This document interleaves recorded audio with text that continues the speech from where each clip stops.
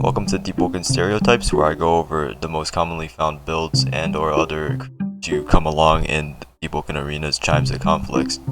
Keep in mind that I'm not 100% accurate and there are exceptions with the stereotypes, so don't leave angry hate comments and dislike my video. And with that said, let's start off strong with our first one. It's pretty much in their names. They always use Ice Hero Swords, and they have Ice Eruption, Ice Spike, and or Glacial Arc.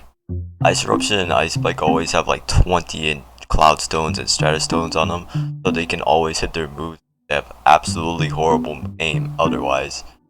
They use Hero Swords so they can use the extra 100-ish points to put it in Intelligence and Charisma or the Ether to support those mantras. And they are absolute marathon runners. If you find one of them in arena, you're gonna be running laps more than you do in PE. If you don't have a Gale Lunge or like a chasing mantra, you might as well just log. With these guys, it's like what everybody says. They're walking luck packs whenever you see them.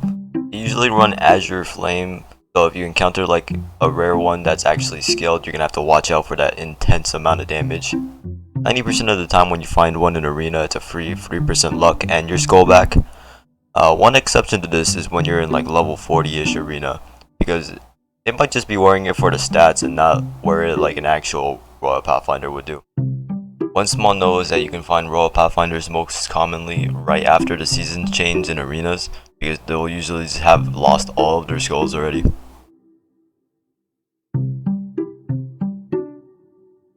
Shadow users almost always run Shadow Gun with like 20 glass stones and magnifying stones put onto them.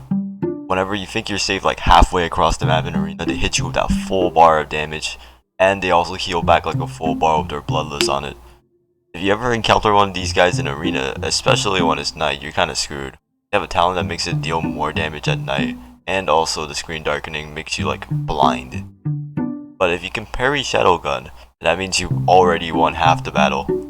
Probably have a Prophet's Cloak with Glass Dancer wraps, combined with Star Boots and a Demon Mask. You only ever run one of two weapons, a Forgotten Gladius or an Enchanted Shattered Katana. Oh yeah, and also a small chance they use Crypt Blade as well. Enforcers X players are like the most split community ever.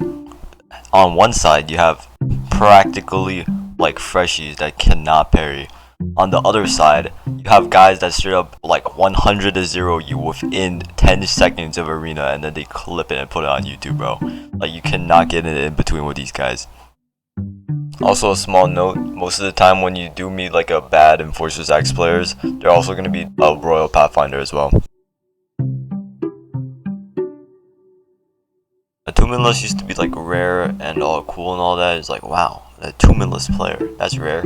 Now everybody just jumped on the bandwagon, and now there's like 17 Attunementless players you meet per day. It went from, oh wow, Attunementless player, to, oh wow, there's so many Attunementless players here, holy crap. They almost have like exact clones of builds and mantras.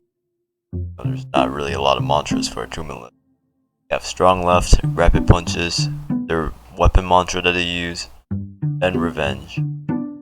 Give and take a couple of other mantras like the Cauldron combos that people do with fists. They'll occasionally just have like 1 point in Gale just for Gale Lunge, because you cannot chase with Attunementless. Like, you miss Revenge, you're just like, oh crap, he's already 5 miles away from me.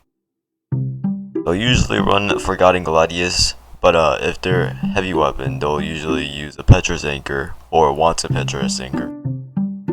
When fighting one of them, you usually just have to parry Strong Left, or you know, it does 20% of your HP.